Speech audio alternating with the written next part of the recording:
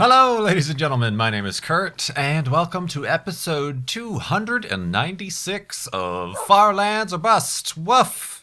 Yes, you caught me off guard there. Usually I have to wait a second or two for the wolfie. Woof. Right.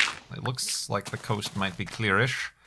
Although these trees often hide creepers and other such unpleasantries.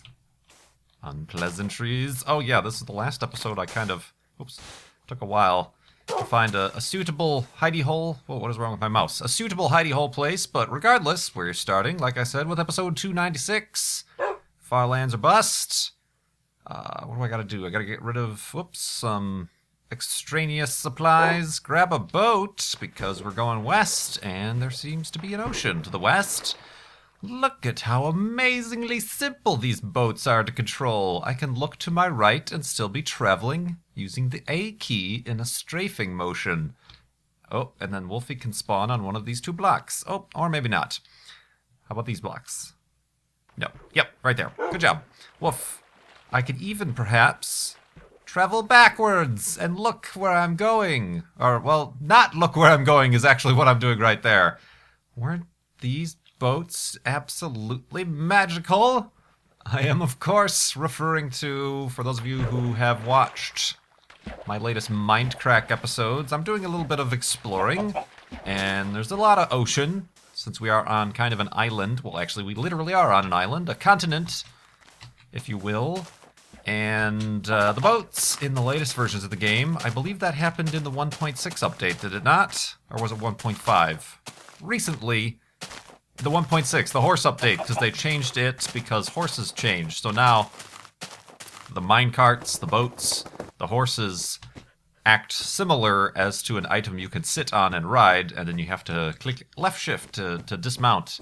You can't break a boat or a minecart whilst in it, just like you probably couldn't break a horse. But it's annoying in that the control scheme now you can only steer the boat based on which direction you're heading, and the only control for thrust in a boat is W. There's no ASD, there's none of that. I don't even think S works. I don't think it slows you down or anything. The thing to do is look the opposite way and press W, and it'll slow you down and change your direction. So that's annoying. On my last Mindcrack episode, our friend Brian commented about that, and then also about, what did he want? He commented about the boats, and he's like, come on, Dinnerbone, bring back the normal boat control scheme, please. Please, oh please. And also there's a problem where if you're playing at least on a multiplayer server, it doesn't know where you are and where the boat is, and it actually happens where it thinks you are like exponentially 20 blocks ahead of where you're actually at, and then you can run into ice and then teleport to, or ice, shoreline, whatever, an obstacle 20 blocks ahead, even though you think you're safe, and it will break your boat instantaneously, and then you will teleport directly there. Or if you exit the boat, I have found, and that happened a few times in my last Mindcrack episode, you exit the boat and the boat is actually elsewhere. You can exit the boat, but you can't get back in because the boat shows that it's there and you can stand on it and it's an obstruction, but you can't re-enter the boat until you unload the chunk and then reload the chunk again, or log out and log back in. So that's thoroughly annoying. I'm sure we all appreciate the horse update, but perhaps we can backpedal on a few things like that, and the lag-causing zombie AI... small problem. So yeah, Brian mentioned that. He mentioned another thing. He made a second comment. Oh, that pig came out of nowhere. Spawned out of the trees. Yeah, he mentioned something else. I can't remember. Oh, it was the click dragging. Apparently he knows what the issue is. I thought it had something to do with now they've introduced touch screen controls to the PC version of Minecraft, and I thought whenever they did that, it caused a problem where you click an item and you think you put it somewhere, but it actually picks another item out of a different box. But apparently he says that's more associated with the the shift drag mechanic where you can, like, you know, make a chest by shift dragging all around and stuff like that actually affects the way your inventory handles as well. Just a problem. That's an annoyance too. So hopefully with further updates, those get resolved. But I don't have to worry about them here, do we, Wolfie? This is Minecraft Beta 1.7.3. Why are we playing in this old version of the game, you may ask? Get to the point, Kurt. It's been 5 minutes, and you're careful, Wolfie. You still haven't even talked about your Child's Play charity fundraiser. We are walking to the far lands as a walk-a-thon for Child's Play charity. They get toys, books, games to kids in hospitals globally, around the world. A great cause. Gamers give back is their tagline. And this season, Season 4, we have raised $45,283.44. And you can donate over at farlandsorbust.com. There's on the homepage the official Child's Play charity donation widget. As you can see there, it is officially, that widget is run and embedded by Child's Play charity. Do that, you can give a donation, you can create an account, and then I can see your username, or you don't have to do that. But there is a little comment field that you can leave a comment, and that is where I get a lot of questions that I answer during Farlands or Bust. It has become somewhat... Since we've seen many, many things in Minecraft Beta 1.7.3, I'm not so much talking about the game as I am talking and answering questions, like a podcast, vloggy style situation. Each episode lasts 3 Minecraft days, so about 35 minutes. And that's what's been going on for 296 episodes about. I started traveling on the 11th episode. For those of you who might be new, I started this series as your standard Let's Play, your standard Minecraft Let's Play. I built a house, I was exploring, I was gathering diamonds. This is the original diamond sword I had at my spawn area. And doing stuff like that, and then I'm like, I should want to perhaps check out these far lands that I've heard a little bit about. Woof, Wolfie says, I didn't realize how far away they were. But since then, we've turned it into a charity fundraiser, and have gained many subscribers and support. We have raised, since the beginning at least, over $125,000 since the second season. Season 2 is where I technically started the Child's Play charity marathon. Not marathon, walk-a-thon. Thon-thon-thon. That frightened me. Speaking of not updating, I thought that almost looked like, because I saw the sandstone, it looked like a buried pyramid. We don't have those in this version of the game, so I was a little bit worried. I'm constantly saying no to, would you like to upgrade? No, I'm fine. I'm fine with this version, thank you. Indeed. So, speaking of questions... Oh, I guess I forgot to give a timestamp. Today, for episode 296, is Friday, September 20th. Moo! 2013. For those of you keeping track at home, that's something I've recently started doing because sometimes I have to re-upload or there's problems with the YouTube.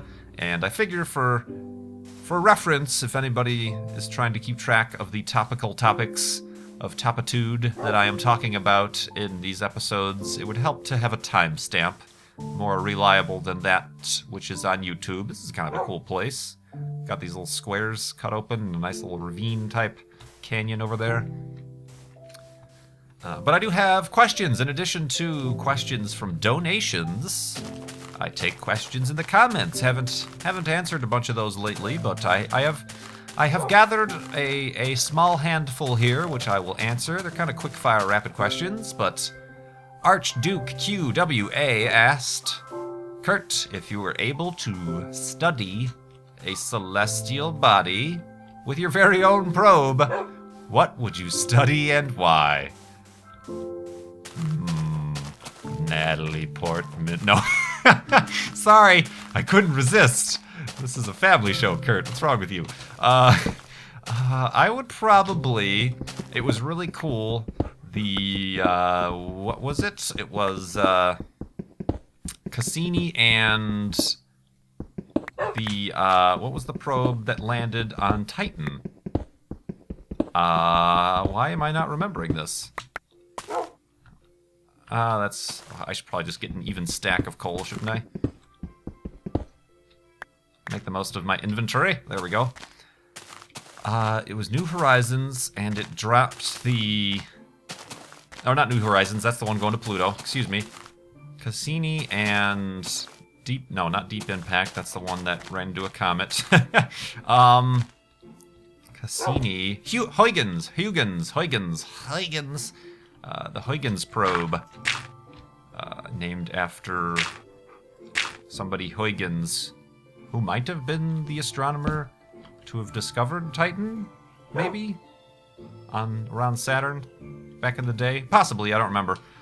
But yeah, that went to Titan, so that was really cool. I would like to see them explore Titan more.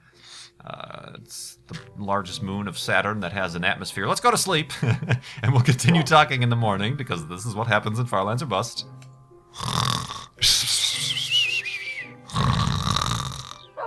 Woof, and a woofness, and a Huygensness.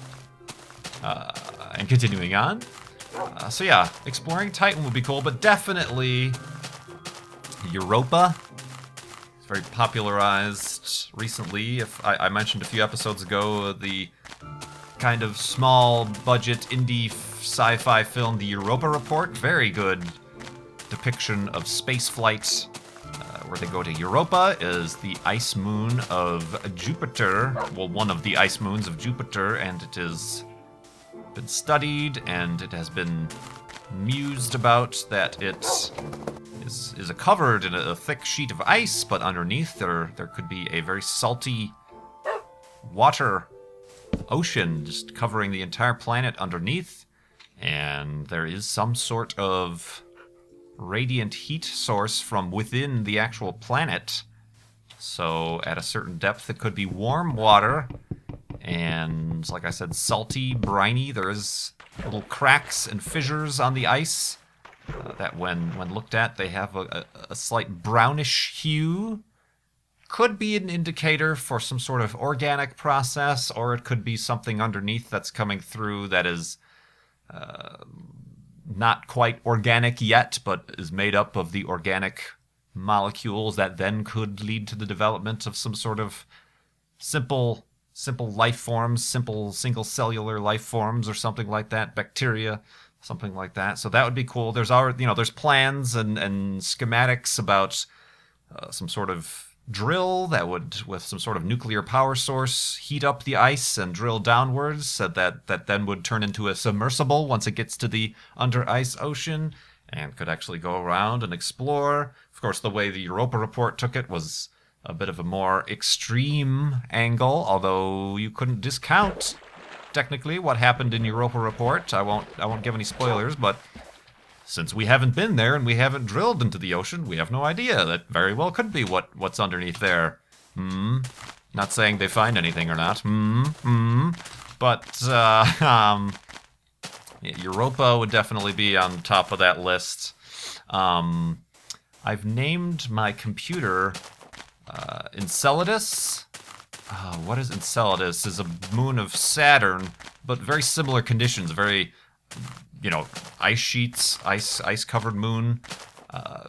Definitely has liquid water, at least underneath the surface, because with Cassini at a distance and backlit, you can see the plumes. Basically, plumes of liquid water coming out of the cracks in the ice, because the cracks are somewhat caused by the gravitational pull of Saturn that then warp the moon a little bit and then cause the cracks, and then out come the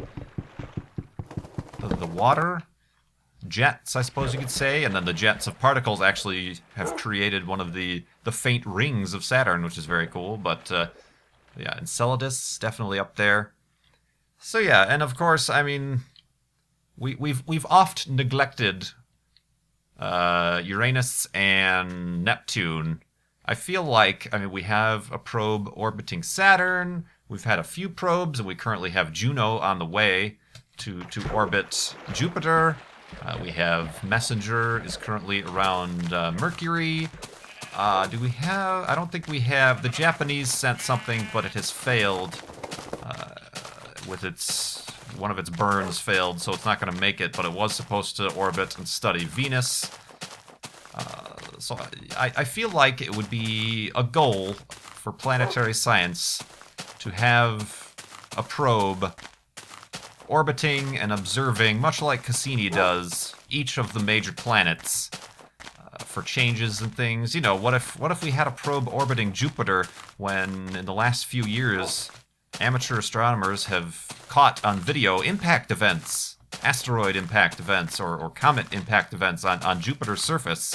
If we had a probe with a very good camera like Cassini has orbiting the planet, we could study those and actually we might be able to see them coming and watch them live from a close distance and see the effects afterwards to the surface, and it might part the clouds on the upper surface of Jupiter. We can peer down beneath the first layer of clouds and whatnot. So I feel like that is a hearty goal, I suppose. And of course, like I mentioned, we do have New Horizons heading currently out to Pluto and its kind of sister dwarf planet Charon.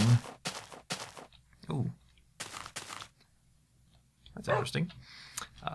And they've recently discovered through Hubble pictures and things that Pluto actually has quite a few of what you could call moons, partner objects, and they were a little bit worried because you know, they had not calculated those moons in to the trajectory of New Horizons, so they were maybe thinking that they would have to have not such a close flyby with New Horizons, but I think they're trying to figure it out where they can still manage it, but still keep the probe safe from accidentally impacting one of those out there. But and we have there's New Horizons. There is Dawn. I believe it's Dawn. Recently left Vesta, which is in the asteroid belt, a very large asteroid, and is on its way to Ceres, which is actually bigger than Pluto, I think. And it's a spherical, the largest asteroid in the asteroid belt between Mars and Jupiter. It's actually, I think it contains something crazy like 80% of the asteroid belt's mass is in Ceres. The rest is all mostly little tiny pebbles and things. Whoa, all right, this place is dangerous. This place is dangerous. Let's go down over there. There appears to be a little stair step down. Yep. So yeah, everywhere is my answer for where would you like a space probe to explore. But I suppose if I just had one choice, Europa would be top of the list. Top of the morning to you. Another from the YouTube comments, Justin B. Not to be confused, hopefully, with Justin Bieber. Ban. No. Your channel has been blocked, sir. No, Justin B asked, where do you shop for your groceries? Why, at a grocery store, of course. But yeah, I mean, a few places. I'm not going to say anything specific for fear of my safety. But no, but yeah, a grocery store. There are a few. I mean, I do find, and when I need specifically gluten-free items, like my gluten-free bagels, and most of the loaves of bread that I need for my gluten-free sandwiches, I have to go to a Whole Foods, which there are plenty of those around. They tend to have the best selection of those items. And I also, their eggs, they're free range, not free range, but cage-free brown eggs are for some reason cheaper than the standard grocery store I go to, so I get the eggs from there as well. So Whole Foods, but then other, just your standard grocery stores are places that I go. I mean, I really don't have a favorite place. I don't, like, belong to the club card of anywhere or anything like that. Woof. And I'm not really, I don't do the coupons because I don't subscribe to a newspaper, which is generally the source of coupons for people, but and I know I could probably be saving tens of dollars a year by using coupons, but not a coupon person. The place that I go prints out a bunch of coupons, based on your shopping history. It's a little bit creepy, but if you've bought this in the last year or so, they're like, maybe you want to buy it again. Here's a coupon. So I'll use the in-store coupons, I suppose, but yeah, I'm your standard grocery shopper, which is somewhat apt because I do need to go today. So so I will probably be hastily editing this video together and rendering it, and then once the upload begins, I will head out to pick up some minor groceries. I need some almond milk. I need probably some more of those eggs. I will not be going to Whole Foods, though. Some random vegetables and things and whatnot. So yeah, that is how and where technically I shop for groceries. David S. asked in the comments, in a dungeon chest, have you ever found a golden apple? No, I don't believe I found a golden apple ever, have I? Other people might be able to have a better memory than I. I have found a few golden records, which I, from now on, will leave if I find them ever again, because they are evil, cursed objects of great danger, as both Good knows, and now I and Wolfie knows.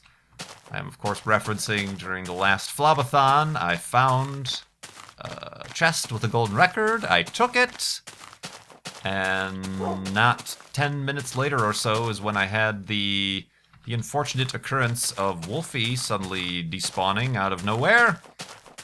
After I took a break and came back, he was disappeared, so that was the fateful moment we lost Wolfie. But of course, from that, the premiere premiere episode of season 4 of Farlands or Bust was our epic induction of the hidey hole paradox to once again retrieve Wolfie, and he has been with us ever since. Woof! Right? Yeah, woof. That's exactly what he was responding to. So, let's go to sleep.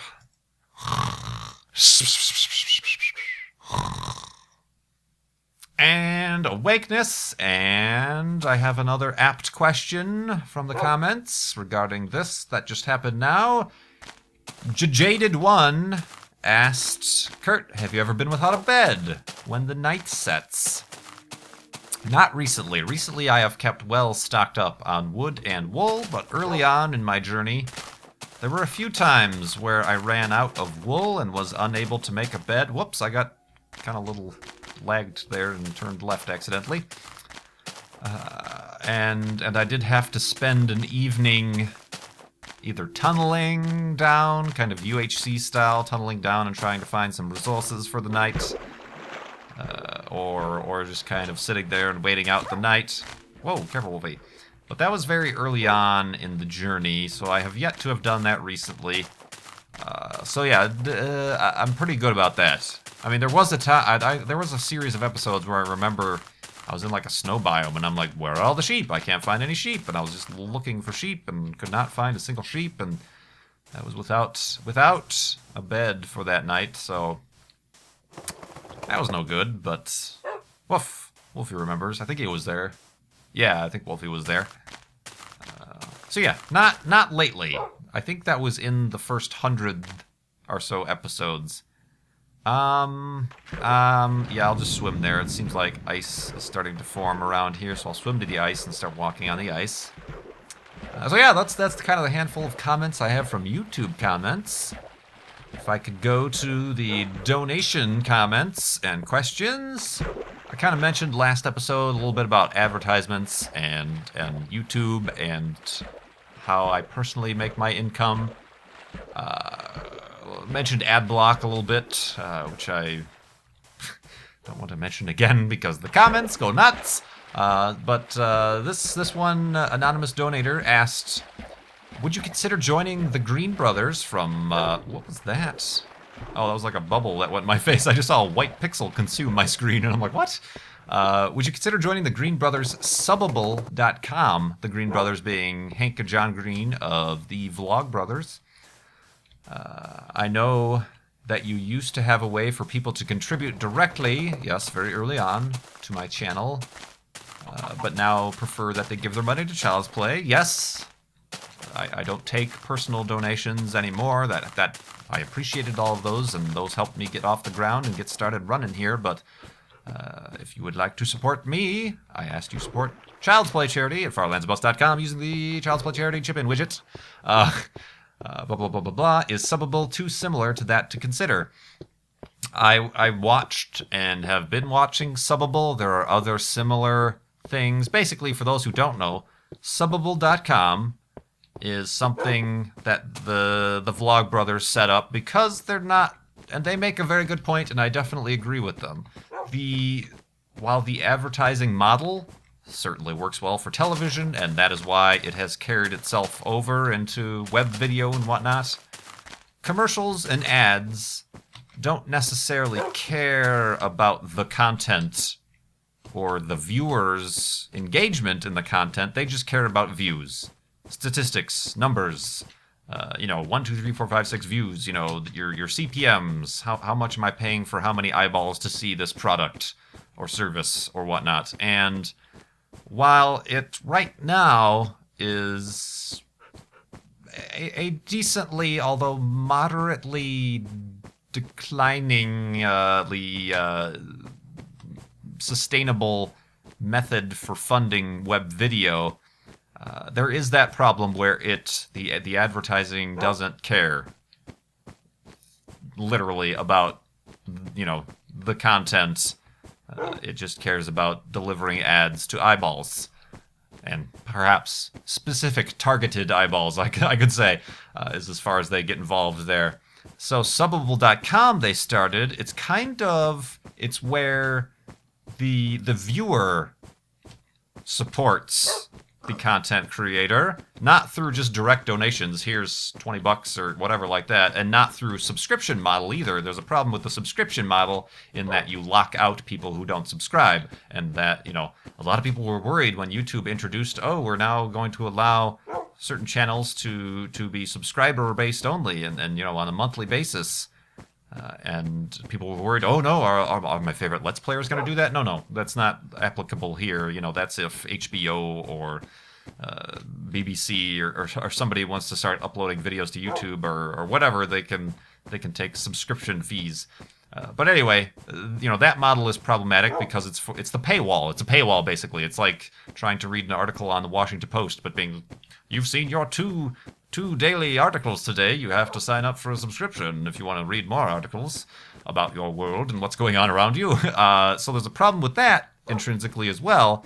So Subbable.com is it's still using YouTube as the video delivery, but it's almost a little bit Indiegogo-y, Kickstarter-y, where you can, I suppose, put money into your viewer account and then choose to, almost like clicking the like button, but instead of it just being a passive, well, not passive, but instead of it being a non-monetizable little click of the like button, every time you click the like button, a predetermined amount from your budget goes to support what you just liked, quote unquote. And then as you reach certain tiers, like say, every time I click like on a Wheezy Waiter video, it gives him $2.50 or whatever, and then he has different tiers of rewards, quote unquote. Okay, every time your total gives, sums up to $10, you get this. Every time you reach $25, you get this. So it's a little bit. I could be a little bit wrong. You might want to go to Subbable.com to kind of read how it works. They're starting to gain more and more content creators there. They have the SciShow there. Like I said, Wheezy Waiter is starting to put his stuff up there. And then you can also, as one of those tiers, after you click the like button, quote unquote, the Subbable button, I don't know what they call it, but then you get to see this video, which is for Subbable contributors only, supporters only. So there's incentive that then kind of thanks the viewer for supporting the content. So yeah, it's definitely a good model. There aren't any. It's all right now web video. There aren't any Let's Play. I don't know if they would support bringing the Let's Play thing there. So, the Let's Play, the video game stuff, unfortunately always tends to take a back seat to even though it is the #1 viewed content on YouTube, nudge, nudge, wink, wink, it always takes a back seat to the vlog style, the educational style, the produced video style. Ha ha ha ha. What? You didn't see anything? To that style of video. So we'll see. I mean, I'm keeping my eye on it. I haven't used it myself, personally, but it's definitely it is a bit more of an active, and it cuts out, obviously, if you're supporting these people through the subbable thing, then you don't get ads, obviously, is one of the other perks. So it's a worthwhile thing to look at. I wonder how much of the viewers would support that. But then again, it also doesn't depend. Say normally after a couple days, 20,000 people or so view Far Lands or Bust. All 20,000 of those people don't need to be contributing through the subbable. It only takes 10-20% of the viewers to click the subbable button or whatever, contribute or support, and then that enables its production. Same thing goes for the vlogs, and that enables whatever costs for software and hardware and talent or whatever that goes into creating the videos. So yeah, it could work. It's very experimental still. It's in beta. It's subbable beta or whatever, but it could work. And it is a little bit like how Twitch has started to push out the subscribe button to channels, which doesn't lock anybody out. You don't need to be subscribed in order to watch this content, but maybe being subscribed gets you the ability to use their chat during their live streams. Maybe being subscribed gives you a fancy little icon next to your name when you're talking in chat. Maybe being subscribed does allow you. I don't know. Are you, like, as a Twitch streamer, can you say, I want to start this special stream, but only make it available to subscribers, just as a special little thank you? Maybe. I don't know. But so it's similar to that. So it is a little bit more active.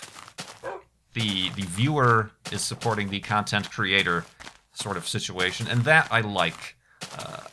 And I do believe if people are so used to advertising supporting the content they consume, it's a very passive mode of funding, newspapers, websites, blogs, video, TV, even movies, product placement and stuff like that, and trailers and whatnot. So it would definitely take a shift in the culture for that to really take off, but I hope it does, and I'm definitely keeping my eye on it. So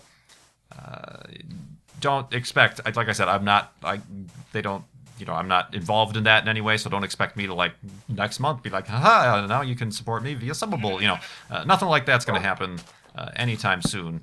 But it's interesting to check out anyway. So yeah, thank you very much for that question. It certainly brought up another important point/counterpoint to the spoon to the advertising versus not advertising, YouTube, web content, supporting the creators, etc. Certainly brought what is wrong with excuse me, so angry. Let's close that off. Hi. It's an interesting dynamic indeed. So I do appreciate you bringing that up. Let's make another shovel and perhaps another pickaxe. I think that is the proper thing to do. Boop, boop. And then we can continue to dig out this hidey hole for the end of episode 296 of Far Lands or Bust. I do appreciate your support this far and continuing on. And like I started this conversation with, if you want to support actively Far Lands or Bust, go to farlandsorbust.com and contribute to Child's Play Charity. That's already, sorry, that got a little bit harmonic, so I decided to run with it. I instantly regret running with it. So yeah, farlandsorbust.com. You can contribute to Child's Play Charity, help get toys, books, and games to kids in hospitals around the world. I appreciate that. And you can ask a question, just like these people had with your donation. All right, let's get this back. I wonder if having a window is a bad idea tonight. We can say hello to Wolfie. Whoop. Will that work? That might work. All right. keep watch on us, Wolfie, and we're going to go sleep. We have a nice, cool breeze coming through the hidey hole today. And I do appreciate, like I said, you watching and supporting, clicking that like button. That always helps. And indeed is what I have to say. My name is Kurt. Thanks so much for watching. I will see you next time.